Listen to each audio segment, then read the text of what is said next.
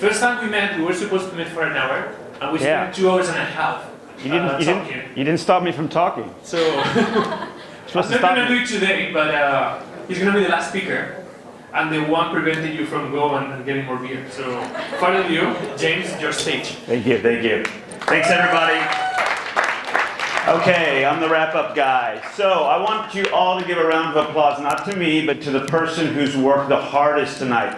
Who is that slide clicker person? Where are you? Where are you? Show me your hand. Okay, I'm gonna mix it up here. You don't click the slide until you hear this, okay? Don't, and when I do it, you better do it really quick. Okay? Thank you. Beer for you later. All right. So, I have a couple questions before we get started. My clock isn't ticking yet. How many people here have done meditation? You know, where you relax your mind and you think about your breathing, or you don't think about your breathing? Quite a few of you. Good. How many of you have done guided meditation, where someone talks to you, a voice says, move this leg muscle or work this ear muscle? Who's done that? Only you? A few people. Okay. We're going to do a guided meditation. Guided meditation. All right. So I'm going to take you through all the steps you need as an entrepreneur. And when you're done today, oh, by the way, can you use WeChat when you're meditating? No. Nobody gets to use WeChat. See your phone? Stick it in here. I'll tell you when you can take it out. Okay? I will get personally offended if you use your phone. You can take my picture, but then put it right back in your pocket. All right. So I'm going to take you through these steps. And when we're done, you'll feel very relaxed about doing your first startup, your second startup, and you'll feel very much at ease. So the first thing I'd like to tell you about is that it's not the idea. All kind of startups, things that you do start with an idea. But a lot of people in startups think, well, it was me who had the idea, I should get the most equity, right? No. And Rich mentioned it. Ideas are meant to be talked about. They're meant to get out there. And I'll tell you one thing today. Every idea, every startup that was talked about today, that wasn't the first time that idea ever appeared on this earth, okay? It's all about execution. Don't be afraid to talk about your idea. I don't buy this concept of we're in stealth mode. We're not talking about what we're doing, okay? You need to get your idea out there. You need to definitely get feedback. The current startup I'm doing right now, Yoli, so many people told me it was a crazy idea. It will never work. I knew we had to do it. Great. Okay, elevator pitch. I bet quite a few of you think you know how to speak the English language. I bet quite a few of you think you can explain what the hell you do for a living. You really can't. Most of you can't very well. I know this because I do mentoring sessions specifically to teach people how to do this. And then, if you want to do it in another language, it's twice as hard or 10 times as hard. And you end up making people's ears bleed because they're listening to your terrible Mandarin or your Beijing English talking about your startup. So spend some time on it. Who brushes their teeth every day? I hope most of you do. There's a few over here who don't. I'm really worried about you guys. You need to brush every day, okay? Things you do every day. If you practice yoga, you probably do it every day. You should practice your pitch. After tonight, I will look at the video, I will watch my performance, I will learn from it. I will ask people who'd rather me not ask them to ask them, watch my video, how did I do, tell me what you think. You need to get feedback. You don't just give yourself feedback, you need to ask for feedback. All right. All right. I did, and this was in association with my favorite people at Chinaccelerator. We did a MVP workshop, and 80% of the people that came, does anyone think MVP means most valuable player? You're wrong. Oh, I'm sorry, you're taking a picture. You actually know what it is. Okay. It's a minimum viable product. So there's a lot of, people try to be perfectionists. There's a lot of things about building the minimum viable product that if you've never built one, you need to learn. I noticed that 80% of the people that showed up were one-person startups.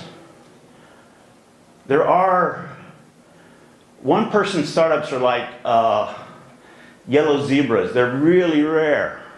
They're really rare. They don't exist. They have stripes and they're white and black typically, right? So Robert De Niro is a one-person. Artists, the people who are the only person who can do something can be a one-person company or enterprise or what have you. But you need people to help you. 2 people are good. 3 are okay. 4 are bad. How many people remember all the people, if I didn't have their names up here, would you know all the Facebook startups, co-founders? No. Is there anyone who knows who these 3 people are and what company they started? Good. Do you know their names? No. No, you don't know their names.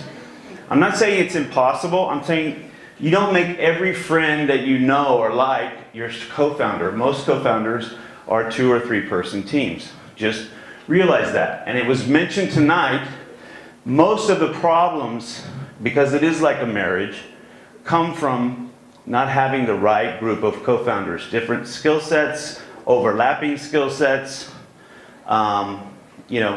just incompatibility, human incompatibility. Big issue with startups. I deal with this probably the most. And people are afraid to ask people real questions, why do you dress like that?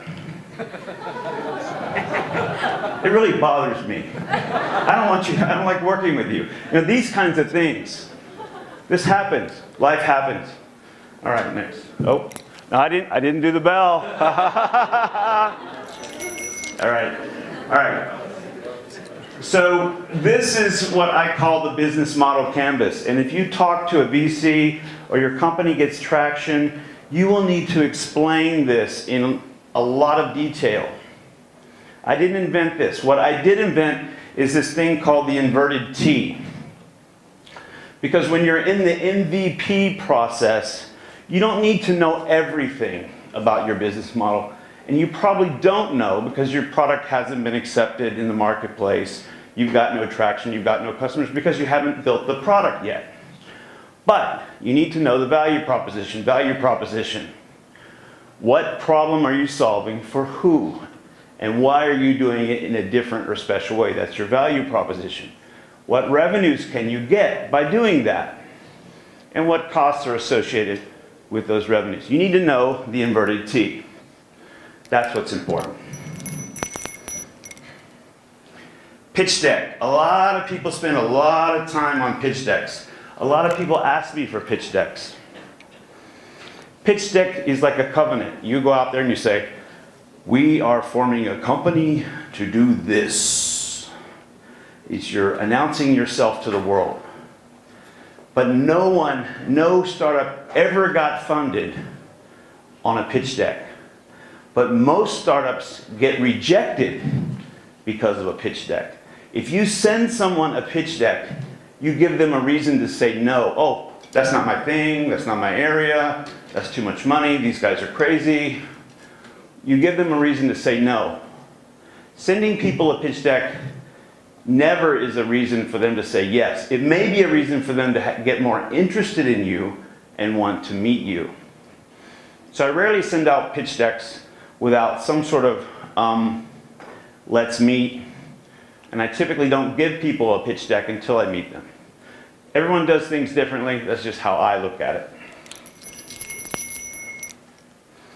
Oh, and back there's lots of resources online to do the pitch deck, by the way. You can get a lot of help. It's not a hard thing to do. It might be hard to understand how to build one and what you want to say. That's hard, but it's not a hard thing to do. Funding. We talk about funding.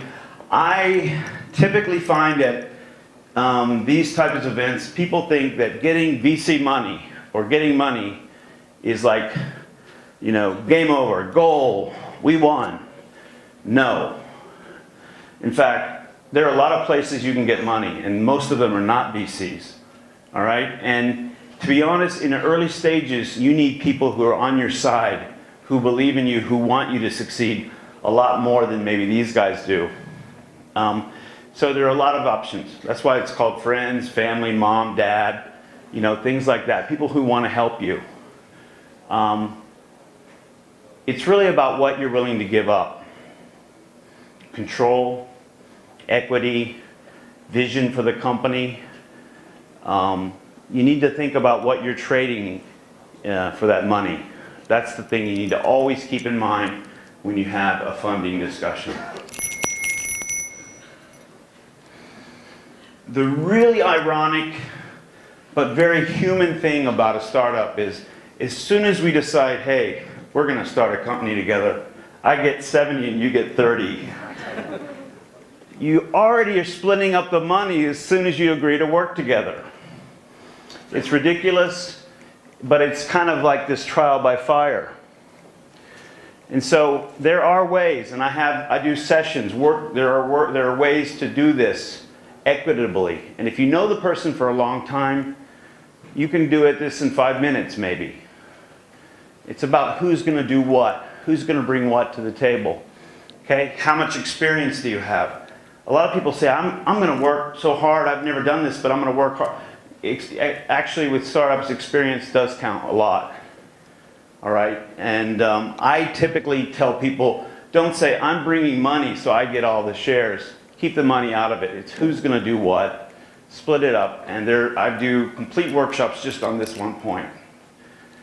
And this is a test by fire that, you know, ye of little knowledge of how this actually works are going to have to deal with many times when you're just out of college, 20-something, starting a startup.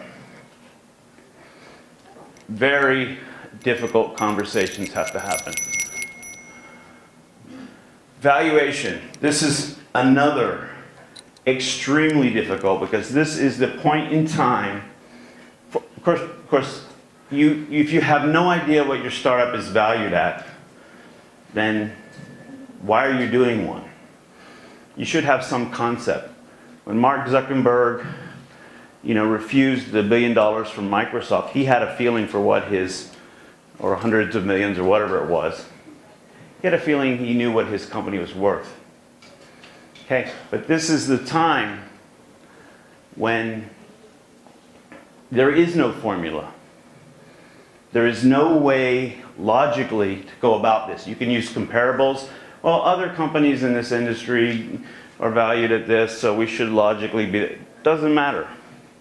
And usually you'll be asking for money before you've really hit your stride in the marketplace anyway, so you're at a disadvantage.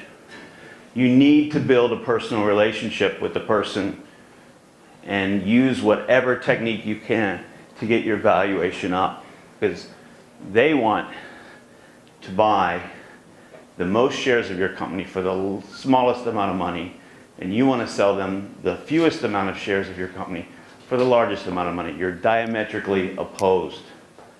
Okay? It's not going to be a smooth conversation. It never is.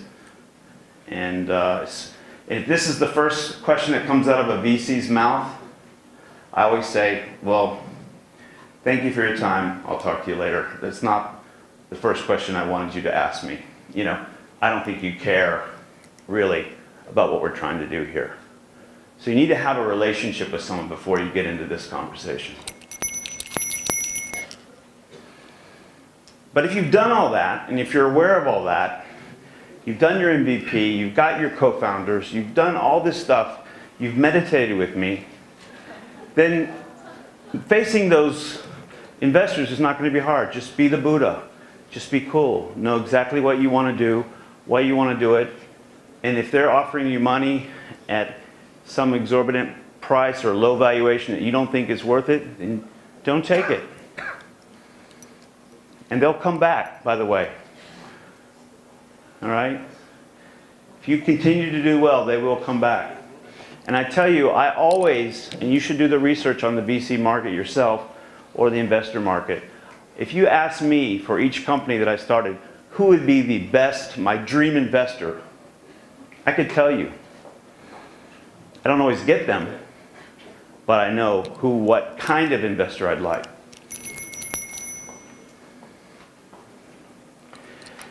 This is something I learned recently when I started mentoring people, that a lot of young entrepreneurs like to talk about this stuff.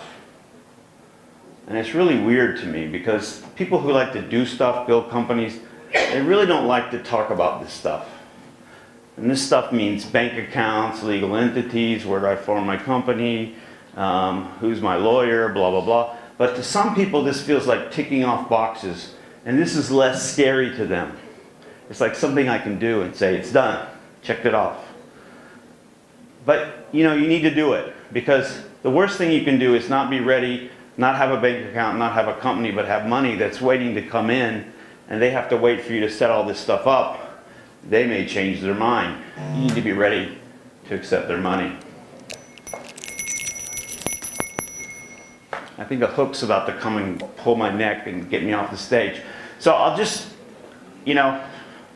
I am a salesman through and through. This is my company. This is one of the things we do. It's called the DIY class. I use it. It allows me to practice my pitch in Chinese. I basically click, put the topic in here, and I can go through with the Chinese teacher on WeChat in a 20-minute session exactly what I want to pitch, get feedback on my pronunciation, my expressions, get detailed feedback when I'm done, and then listen to the class after the class anytime I want. I find it a good tool. And a lot of times startups like this one, Yoli, we build because we feel there's no tool out there to help us. We're busy, we want to take classes, we want to talk to native speakers. I need to be able to press a button just like I can get a Didi Da Cha, I can get a teacher and take a lesson. Okay, so if you liked what I presented, you want to know more, I write articles once a week. I write them in Chinese, I translate them into English. You can scan this one, you can pull your phones out now.